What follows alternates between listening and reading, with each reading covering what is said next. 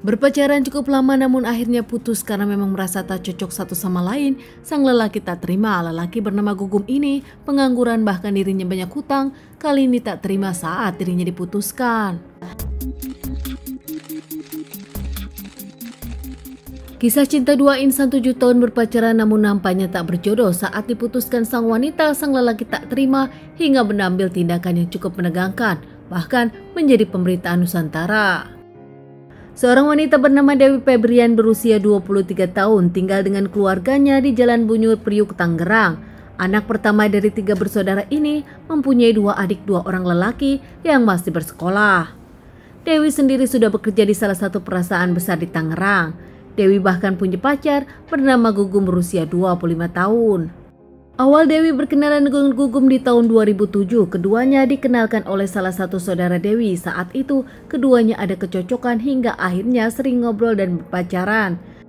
Saat itu pun keduanya mengaku serius berpacaran, bahkan Gugum sendiri sudah dikenalkan kepada keluarga Dewi, sering main di rumah Dewi lama-lama. Gugum sendiri dianggap anak sendiri oleh keluarga Dewi. Meski sudah 25 tahun, nampaknya Gugum belum mendapatkan pekerjaan. Gugum sendiri masih menganggur dan dirinya luntang-lantung di rumah Dewi. Bahkan saat Dewi tak ada bekerja pun, Gugum lebih banyak tinggal di rumah Dewi. Keseharian Gugum pun membantu keluarga Dewi, bahkan kerap mengantarkan adik-adik Dewi ke sekolah. Seakan tak ingin mencari kerjaan, kegiatan Gugum di rumah hanya diam semata. Merasa dekat dengan keluarga Dewi, dengan orang tua Dewi, Gugum yang pengangguran, kehidupannya kerap meminjam uang kepada Dewi sang pacar dan juga kepada keluarga Dewi. Bahkan meminjam uang kepada orang tua Dewi. Salah satunya saat dirinya ingin beli laptop, dirinya pun meminta uang kepada ibu Dewi dan meminjamnya. Bukan hanya itu, sehari-hari makan pun dirinya kerap meminjam uang kepada orang tua Dewi. Bahkan makan di rumah Dewi, semua tak ada yang perhitungan, namun lama-lama saat uang pinjaman itu diminta balik, nampaknya selalu menghindar dan dirinya seakan tak mau bayar, membuat keluarga Dewi bertanya-tanya, inikah lelaki yang akan menikah dengan Dewi? Dewi sendiri sudah meminta sang pacar untuk mencari pekerjaan, namun lama-lama nampaknya sang pacar yang pemalasan kelihatan tak mau bekerja, membuat Dewi kesal. Dewi pun malu karena ternyata sang pacar banyak hutang kepada keluarganya, termasuk kepada orang tua Dewi. Merasa sering cekcok dan tak ada kecocokan lagi hingga akhirnya Dewi pun memutuskan Gugum. Gugum saat itu tak terima, namun Dewi tak peduli. Dirinya tak bisa lagi berpacaran dengan Gugum. Meski sudah diputuskan Dewi, Gugum pun masih sering main di rumah Dewi, bahkan sering tinggal di rumah Dewi.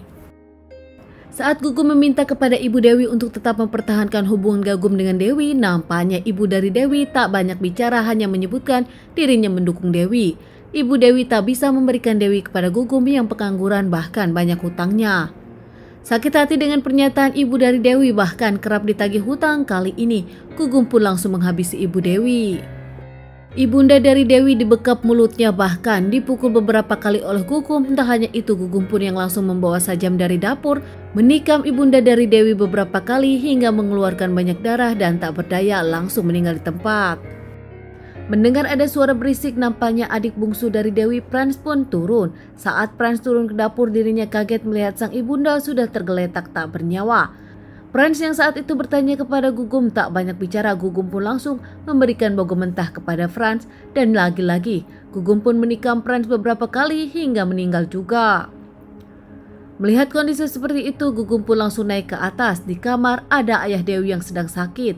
Langsung ayah Dewi pun diberikan beberapa tikaman hingga tak bisa bernapas juga. Setelah menghabisi 3 orang di rumah Dewi, Gugum pun duduk bersantai di bawah. Tak lama adik dari Dewi, Bagas, pulang ke rumah.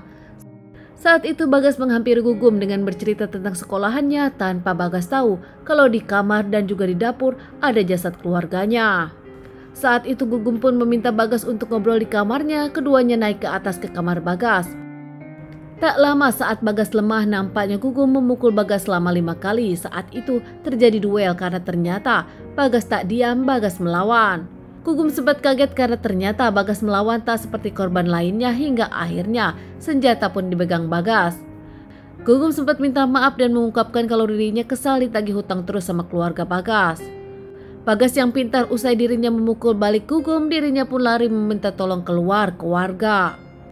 Saat Bagas dengan para warga datang ke rumahnya lagi, akhirnya Gugum pun nampak sudah kabur. Bagas langsung mencari keluarga lainnya. Kaget ternyata di dapur dirinya menemukan sang ibu dan sang adik sudah tak bernyawa. Bagas yang nampak histeris langsung saja ke kamar sang ayah karena tahu sang ayah di rumah sedang sakit.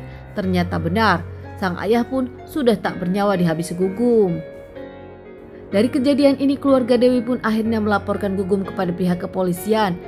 Dewi yang mendapatkan kabar dari keluarganya tentang kematian 3 orang keluarganya akhirnya pulang dan dirinya pun berpelukan dengan Bagas sang adik, merasa kehilangan semua keluarganya.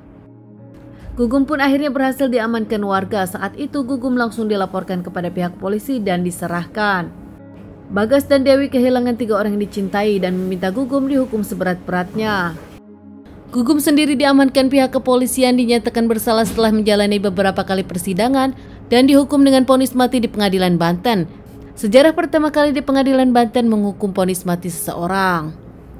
Teman-teman, sekian dulu bahasan kasus yang aku bawakan kali ini. Semoga ini bisa dijadikan pelajaran untuk kita semua dan ditunggu bahasan kasus-kasus selanjutnya.